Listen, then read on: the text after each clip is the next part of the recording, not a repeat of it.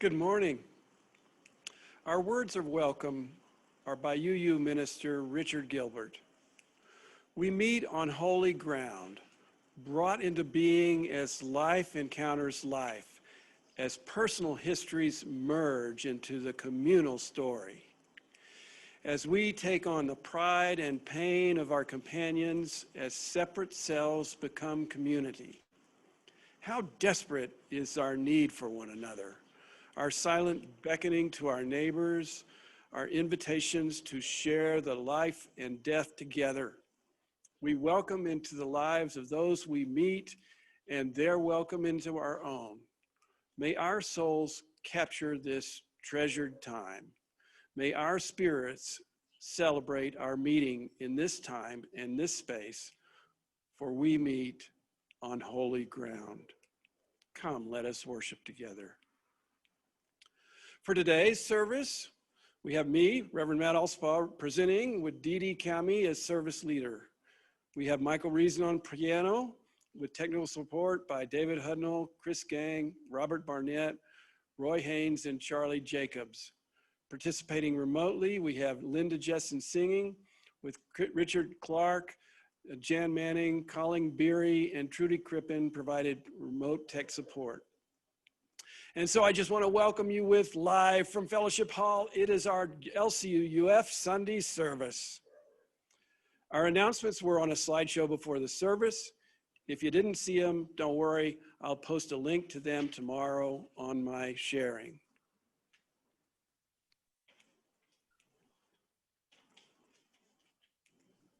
Okay.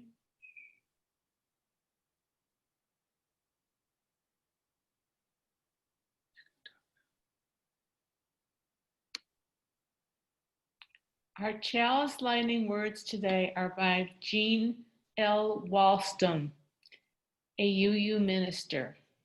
In this small flame dwell the beacon light of lanterns outdoors.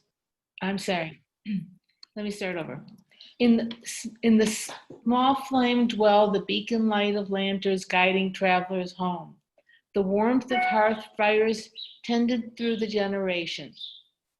The transforming energy of furnaces and the power of life of our sun. May these blessings, warmth and light and life-giving energy be kindled in each of us. Please light your chalice.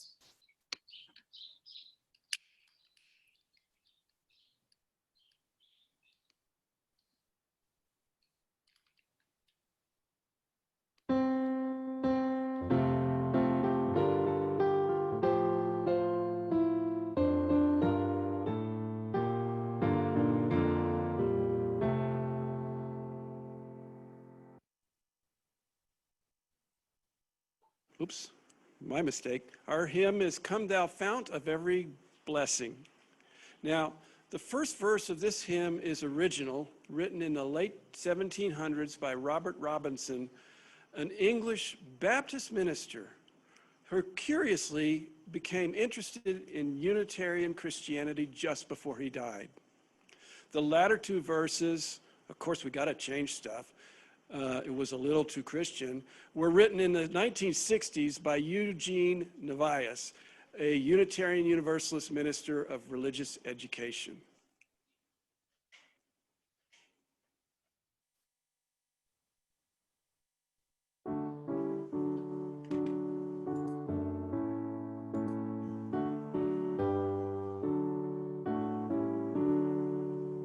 Come thou fount of every blessing, turn our hearts to sing thy grace. Streams of mercy never ceasing, call for songs of loudest praise. While the hope of life's perfection fills our heart with joys and love, teach us ever to be faithful. May we still thy goodness prove. From thy font of every vision, lift our eyes to what may come. See the lion and the long lamb bound together in thy home. Hear the cries of wolf or silent, feel our life glow like the sun. When we all serve one another, then our heaven is begun. Come thy font of inspiration, turn our lives to higher waves. Lift our gloom and desperation, show the promise of this day. Help us bind ourselves in union, help our minds to love our love.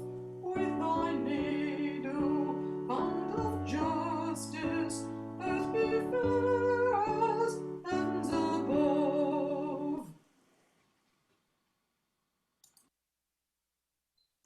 Each week, we take time to remind ourselves that we belong to a community which cares for each other. We do this by sharing any significant joys or sorrows in our lives. If you have a joy or sorrow to share today, you can type it into the chat and we'll read it aloud. First, let us voice our sorrows or concerns. Whatever you or the world may be holding that is in need of our healing and caring thoughts. You're welcome to type your sorrows or concerns in the chat box, and Colleen will read them. From Joni, we have light a candle of concern for all those caught in the horrors of the fires throughout the West Coast. And from Heidi, a concern for her friends and daughter in Washington State and Oregon. From Linda Jessen, our daughter lost her job due to COVID cuts.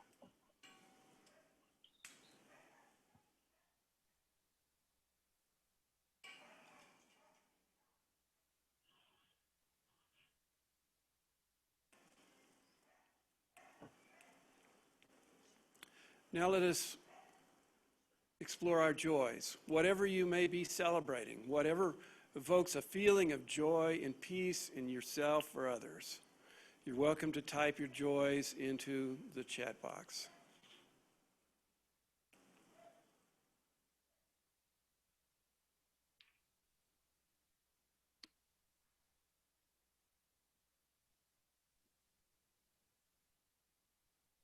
From Kat Barnett, a joy that she is going to the beach tomorrow.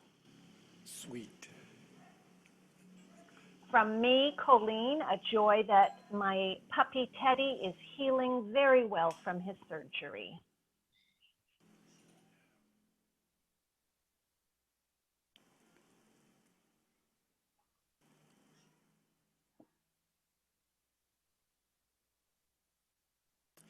And finally, this candle behind me from our care team, which represents those sorrows that are too raw, too difficult for us to share aloud. So many of us have had losses, partners, children, grandchildren, losses that remain present with us every day. We will light this candle for all those unspoken sorrows.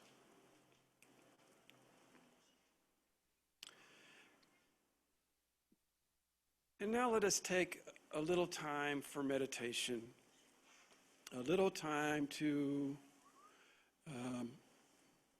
we got a slide. I don't know what omnism is, but it might be kind of cool to meditate on. So I invite you to get comfortable in your chair or wherever you're at, to just settle down, to feel your body pressing against the seat or the bed or the earth. Just feel that contact. Just notice it. Just notice it. And you might bring your attention now to your breath. Not trying to do anything with it. Just noticing your breath. And maybe your mind wanders off. Maybe it goes off to wonder what the heck omnism is. And if that happens, that's okay. Just bring it back to the breath, to your body, to a little time of quiet and tranquility. Just for a moment or two here.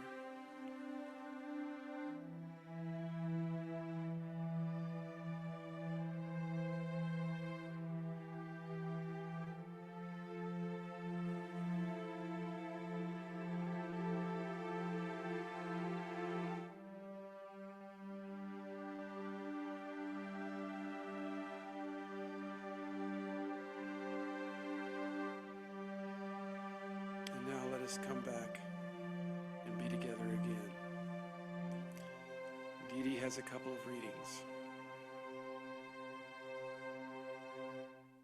We have two readings. The first is from the Bible, the book of Acts, book 2, chapters 44 to 45.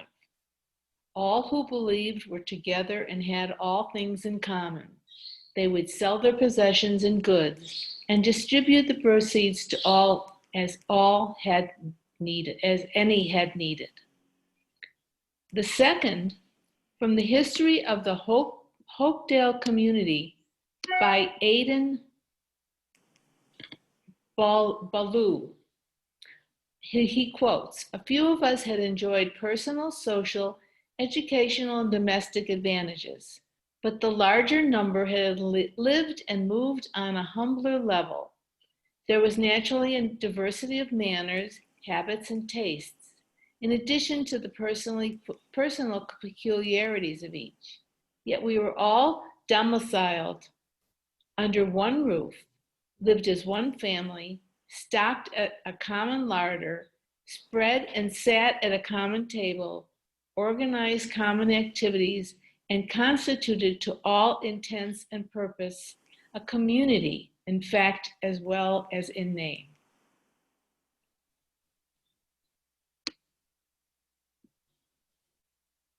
So let's start with a show of hands. Wait a minute, that's kind of hard to do on Zoom.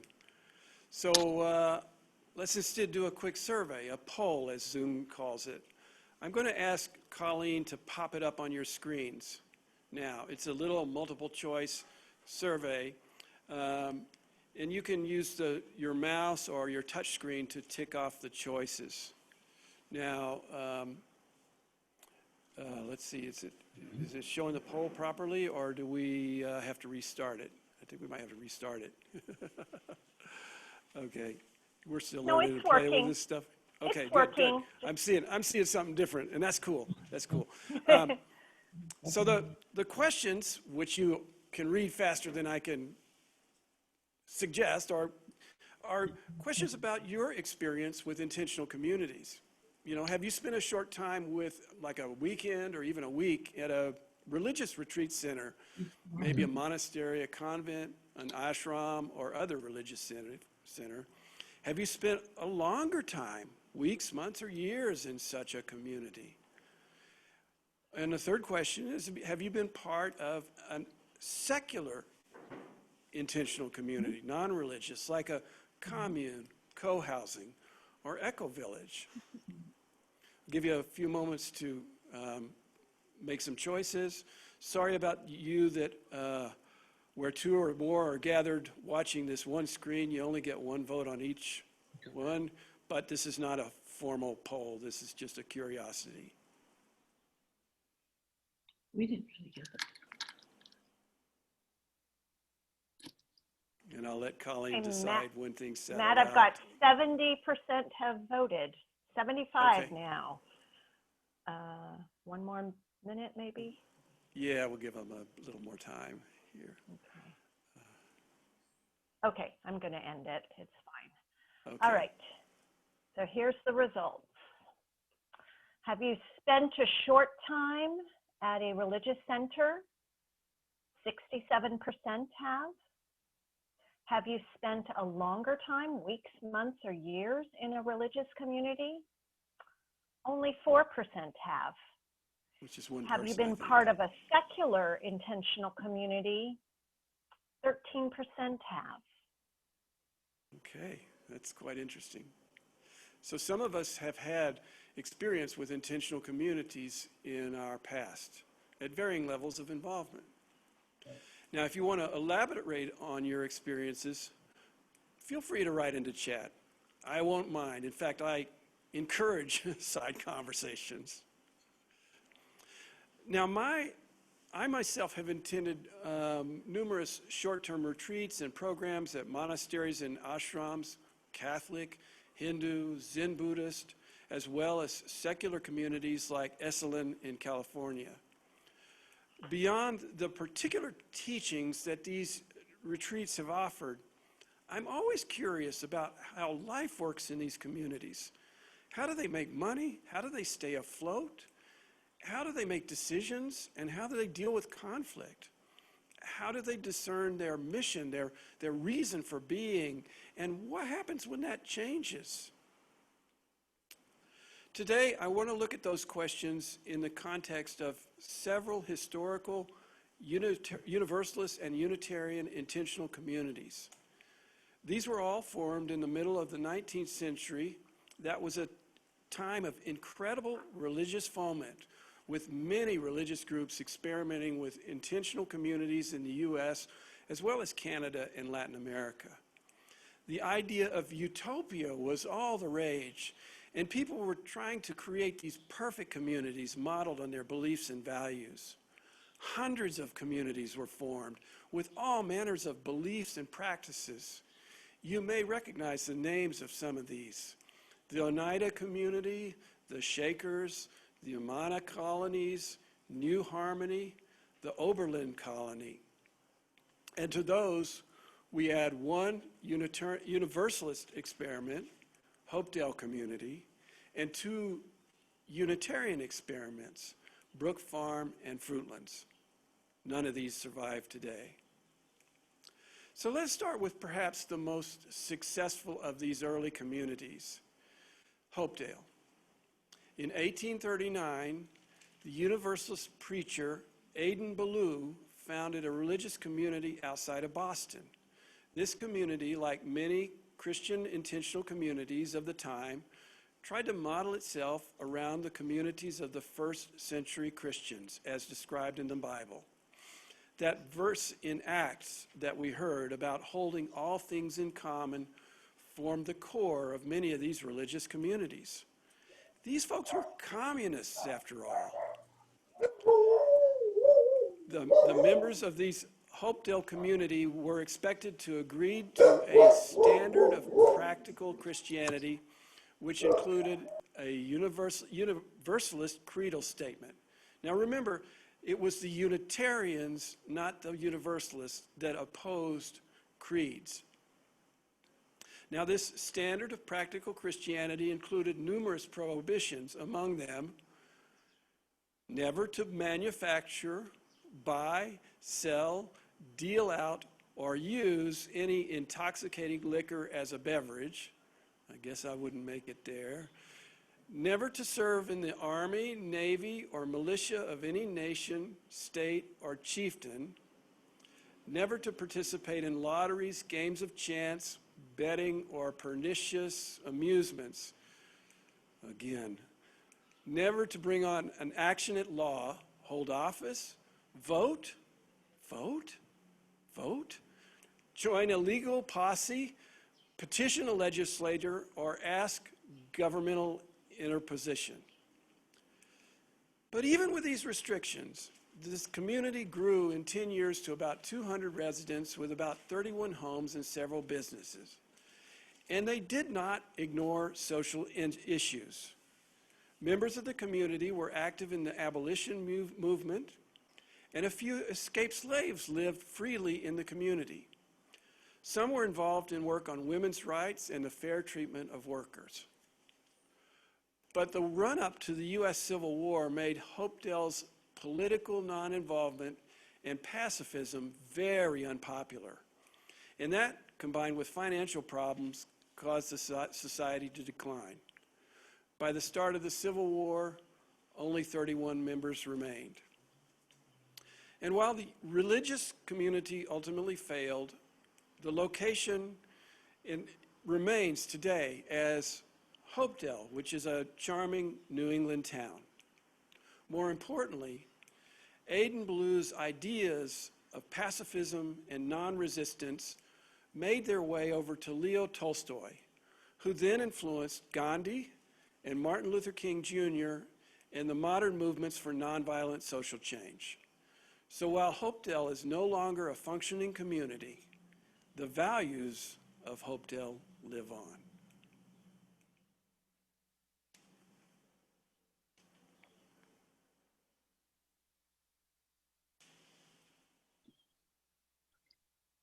This reading is from Georgina Bruce Kirby from her book,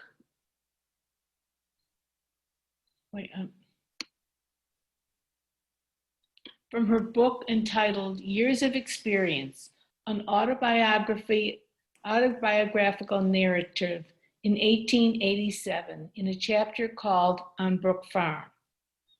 A farm of 175 acres, one side bordering the Charles River, was purchased by the united means of those interested for $10,500. It's proverbial that clergymen are ignorant on the subject of land and of horses. They should have called on some bent old farmer for an opinion before purchasing that much gravel. But the mistake was not discovered immediately, and we, the younger converts to association, found the pine woods, the riverside, and brook a pleasant framing for the wealth of our social felicity, even though they were not profitable. Mr. Ripley was about to make up a class for the study of moral philosophy, and I joined it in on the instant. The evenings spent in this class were delightful and inspiring. No sermons had ever appealed so effectively to my intellect. All my past experiences now became valuable in the consideration of large proportions, of large propositions. Mental problems were spread out before us by this eloquent metaphysician whose elusive and forcible exposition of the various systems of philosophy called forth all our intellectual intelligence and illuminated our past experiences. The days were full of affection and sunrise. The community, as everyone insisted on calling it, was steadily increasing in size. There might be 40 and accounting the children in the middle age. The very air seemed to hold more exhilarating qualities than I had ever breathed before. Democracy and culture made the animus of the association. Had the world denied you opportunity for education? Here your highest needs should be satisfied. Able scholars were at your service.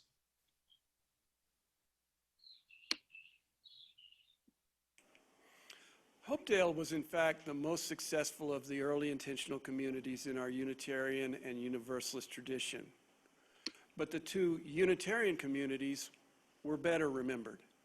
Both of these, Brook Farm and Fruitlands, were founded by Unitarian transcendentalists.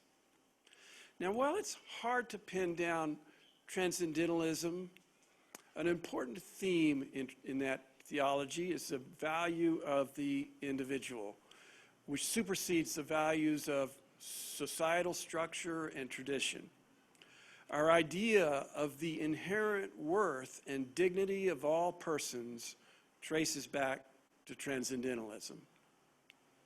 In his 1839 essay, Self-Reliance, Ralph Waldo Emerson, a major founder of the transcendentalist movement, invites us to, I quote, "Trust thyself. Every heart vibrates on that iron string." Further on, he warns us, society everywhere is in conspiracy against the manhood of every one of its members. Sorry for the sexism. Later, the poet Walt Whitman spoke in Song of Myself of the expansive, optimistic possibility of the self. Not just the individual self, but a universal self, that of all of us. He begins, again I quote, "I celebrate myself and sing myself, and what I assume you shall assume, for every atom belonging to me is as good as belongs to you." So while transcendentalism spoke of the individual and of our interconnection, it had little to say about how we might be in community together, which meant that being an intentional community might be a problem for those transcendentalist Unitarians. Let's see how they fared, starting with Brook Farm. So Brook Farm was founded by George Ripley, a former Unitarian minister, in 1841. It was not far from the Hopedale community. He founded this community in part because he admired Hopedale, and he met with Aidan Ballou frequently, but he didn't agree with the creedal requirements of that community. Ripley hoped to organize a non-secular community and developed a business model in which members would buy in for $500 per share. That'd be something like $50,000 today. And they would be guaranteed 5% interest on their investment. I don't know how you would do that. But he tried hard to persuade his transcendentalist friends to buy in. Emerson passed on this, but Nathaniel Hawthorne did invest. This project started with great optimism and hope. Georgiana Kirby, a resident of Brook Farm, who we heard earlier, wrote that they believed that all society might adopt Brook Farm principles. She said, I quote, "For the full accomplishment of this we allowed, not to be guilty of impatience, 25 years. By that time, the entire civilized world would be drawn into the movement." That's quite a big dream. But one needs more than big dreams in such projects. The community bought 175 acres of poor farmland. The farm survived for 5 years, though constantly struggled with financing. The farm generated most of its income by boarding students in its excellence school, which used some of the progressive teaching methods that had been developed by Bronson Alcott and others. Georgiana Kirby, quoted earlier, worked with some of the youngest children. The farming was never good, but they also manufactured shoes and silver plate and other goods. The resident population was always small, under about 80 people, but numerous visitors and overnight guests came, perhaps 20 or more a week. After a couple of years, Ripley and others in the community became interested in the teachings of the French philosopher Charles Fourier, which were all the rage among the progressives of the time. Fourier preached a brand of socialism in which society organized around cooperation rather than competition. And he was an earlier supporter of equal rights for women. But Fourier wanted to organize society in specific ways. He believes that communities ought to be based on groupings called phalanxes, each of which was to have 1,620 people.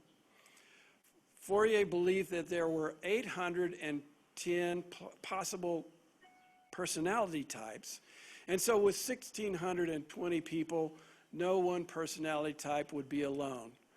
I don't get that logic. Each phalanx would live in a phalanstery, a 4-story building with poor people living on the ground floor and the rich ones on the top floor. But there's more to his beliefs. Some of these weren't so widely translated and publicized.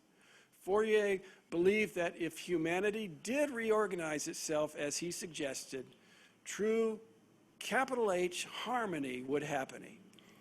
In this harmony, the planets would realign and there would appear in the sky 5 moons of different colors, and also the oceans would warm and turn into lemonade. And people would grow tails. I'm not making this stuff up. Oh, and while marriage would be accepted in the new order, other arrangements were possible too, from celibacy to incest. Yes, incest. And a card index system would help people find suitable hookups. You who remember the 60s, and I know that if you remember the 60s, I understand you were not there, but you who remember, do you think all this stuff was new? So Ripley and others actually began to reorganize Brook Farm around Fourierism in 1844 and began building a huge 400-person phalanstery building.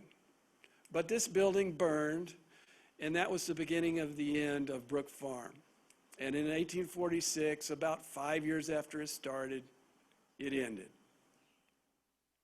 A sad story.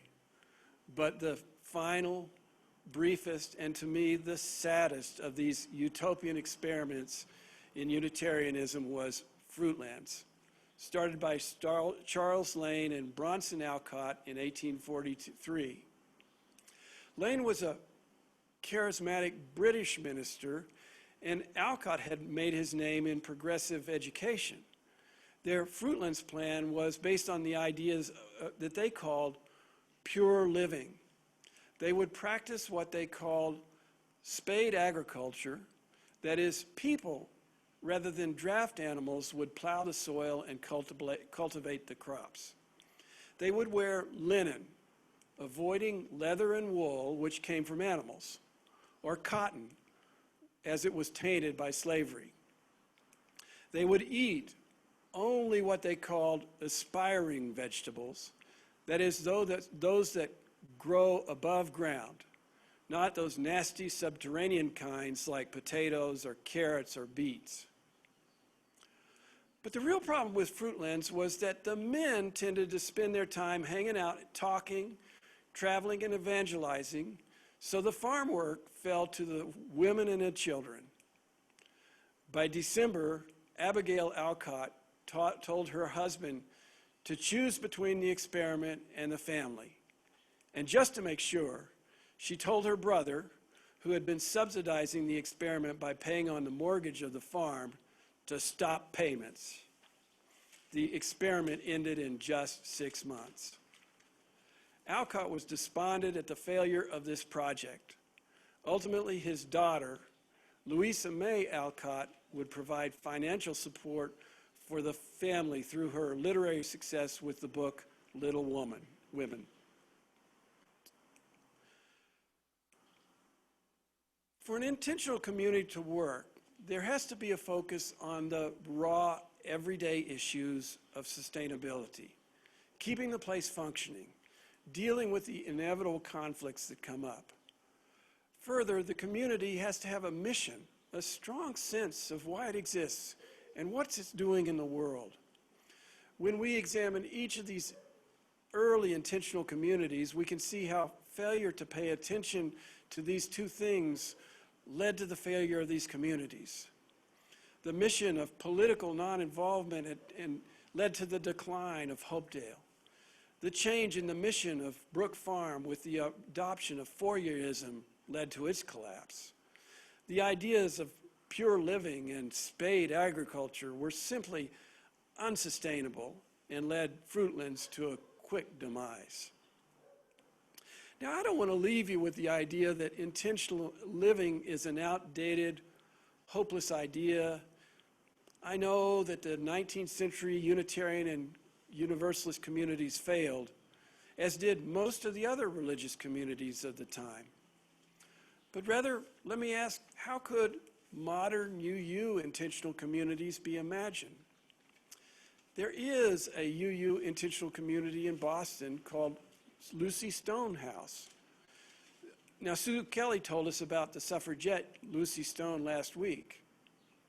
I had a chance to visit this UU community a few years ago. I met a group of about a dozen, mostly young adults living in a large bedroom house in Boston's gritty Roxbury neighborhood. Now, while the Lucy Stone House might seem like another group housing arrangement for young working people, hey, I've been there, done that, this one is more. These co-op residents try to live out their UU values, focusing on sustainability, spiritual practice, and social change as their mission. Note that not all of them are UUs, and not all of them are young. There was one guy there who, when I visited, who was older than me. The group has figured out how to function well together, and they have purchased a second house nearby, which they call the Margaret Mosley Cooperative, named after a 20th century black Unitarian civil rights activist from Massachusetts. So these stories of Unitarian, Universalist, and UU intentional communities offer important lessons. For a community to survive, it must be sustainable. Boring things like economics have to be worked out, as well as who does the farming and who cleans the kitchen. But beyond that, a community needs to have a sense of mission, a strong sense of why it exists in the world. In our highly individualistic culture, living in community has to offer something that one cannot get living alone. The mission, whether environmental sustainability, social action, or creating a new utopia, the beloved community, the mission can be that thing that draws people into the community and helps them stay around through good times and bad. Many of the lessons of these communities help understand all the communities of all kinds that we are part of.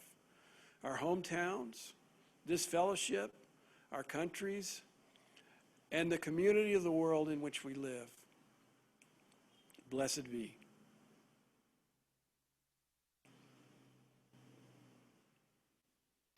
Let us extinguish our chalices with these words which we read together. We extinguish this flame, but not the light of truth, the warmth of community, or the fire of commitment.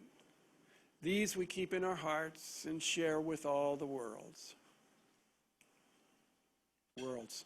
Multiple worlds? Yeah, I'm into that. Well, in all of our communities, may we find a sense of sustenance, of belonging, of support. And may we find a sense of purpose that connects us with the larger vision of that community, and ultimately, with all of humanity. We'll now have our postlude, followed by discussion.